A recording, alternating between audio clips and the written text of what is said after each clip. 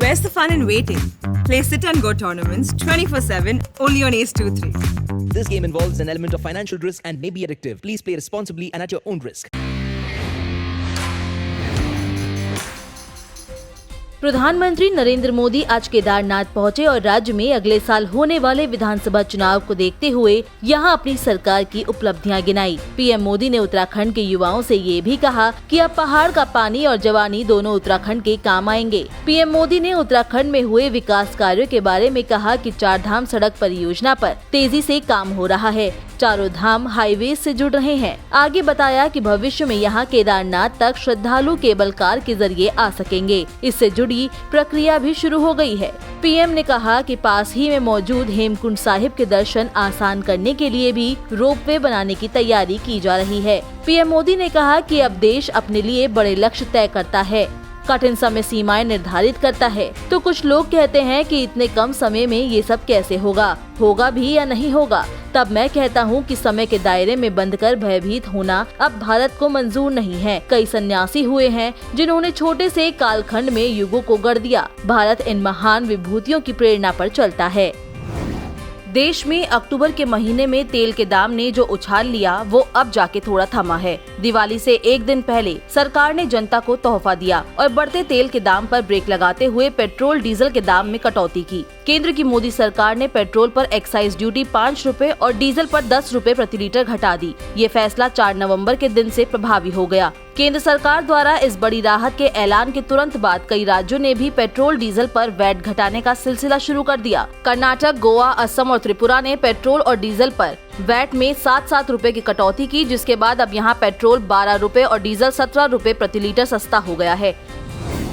आज के तेल के दाम की बात करें तो तेल कंपनियों ने शुक्रवार को पेट्रोल डीजल के दाम में कोई बढ़ोतरी नहीं की।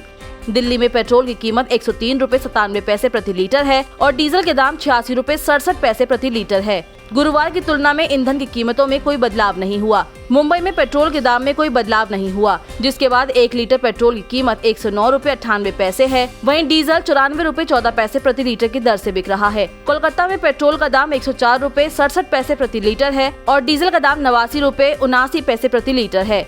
चेन्नई में पेट्रोल 101 रुपए 40 पैसे प्रति लीटर है और डीजल 91 रुपए 43 पैसे प्रति लीटर है। दिल्ली में दिवाली पर वायु प्रदूषण को लेकर सरकार द्वारा पटाखों पर बैन लगाया गया था, लेकिन प्रतिबंध के बाद भी जनता ने खूब पटाखे फोड़े।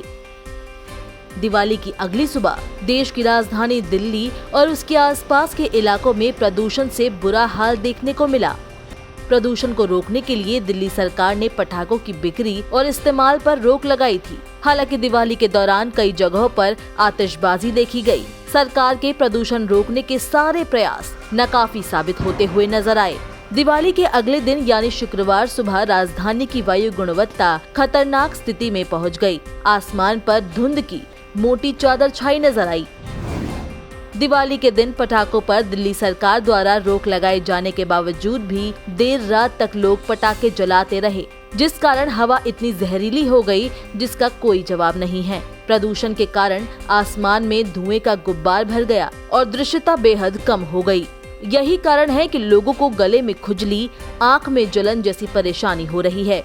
दिवाली की अगली सुबह यानी आज पूरी दिल्ली धुंध की सफेद चादर से लिपटी नजर आ रही है। सूरज निकलने के बाद भी धुंध के कारण गाड़ियों को हेडलाइट जलाकर चलना पड़ रहा है। ऐसे में कहा यह भी जा रहा है कि हवा की गुणवत्ता 999 से भी ज्यादा खराब है। दिल्ली, नोएडा, गाजियाबाद में सुबह के समय AQI 999 रिकॉर्ड किया गया, जो गंभीर श्रेणी के उच्चतम स्तर का 2 गुना है। जनवरी 2022 तक पटाखों पर पूरी तरह से प्रतिबंध के बावजूद दिल्ली, गुरुग्राम, फरीदाबाद, नोएडा, ग्रेटर नोएडा, पलवल और सोनीपत समेत NCR के सभी शहरों में शाम से लेकर सुबह 4 बजे तक जमकर पटाखे फोड़े गए। इस वजह से शहर का वायु प्रदूषण सूचकांक यानी AQI खतरनाक स्थिति में पहुँच गया। आपको बता दें कि 0 और 50 के बीच AQI को अच्छा, 51 और 100 के बीच संतोषजनक, 101 और 200 के बीच मध्यम, 201 और 300 के बीच खराब, 301 और 400 के बीच बहुत खराब और 401 से 500 के बीच गंभीर माना जाता है। देश में जानलेवा कोरोना वायरस का प्रकोप अभी भी बरकरार है। देश में अभी भी बड़ी संख्या में मौतें हो रही है। पिछले 24 घंटे में कोरोना वायरस के 12,729 नए मामले सामने आए हैं। वहीं 221 लोगों की मौत हो गई है, जिसके बाद अब तक मरने वाले लोगों की संख्या 4,49,873 हो गई है। अगर सक्रिय मामलों की बात करें तो देश में फिलहाल कुल 1,48,922 एक्टिव केस हैं, जो कुल मामलों का 0.43% है।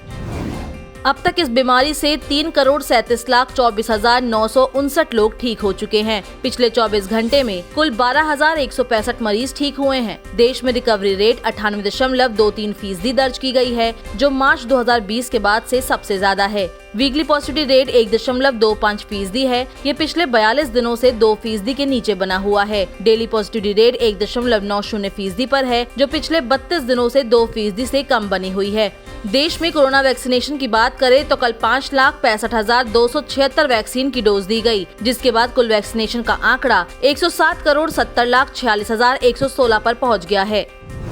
देश ही नहीं, दुनिया भर में वैक्सीन लगाई जा रही है। वैक्सीन के बावजूद भी यूरोप कोरोना महामारी का केंद्र बना हुआ है। विश्व स्वास्थ्य संगठन यानी WHO के शीर्ष अधिकारियों ने कहा है कि यूरोप में पिछले महीने कोरोना वायरस के मामलों में 50% से अधिक की बढ़ोतरी हुई है, जिससे टीकों की पर्याप्त आपूर्ति के बावजूद ये महामारी का केंद्र बना हुआ है। विश्व स्वास्थ्य संगठन की तरफ से कहा गया है कि यूरोप और मध्य एशिया के 53 देश आने वाले हफ्तों में कोरोना वायरस महामारी के पुनरुत्थान के वास्तविक खतरे का सामना कर सकते हैं, जो पहले से ही संक्रमण की एक नई लहर से जूझ रहे हैं।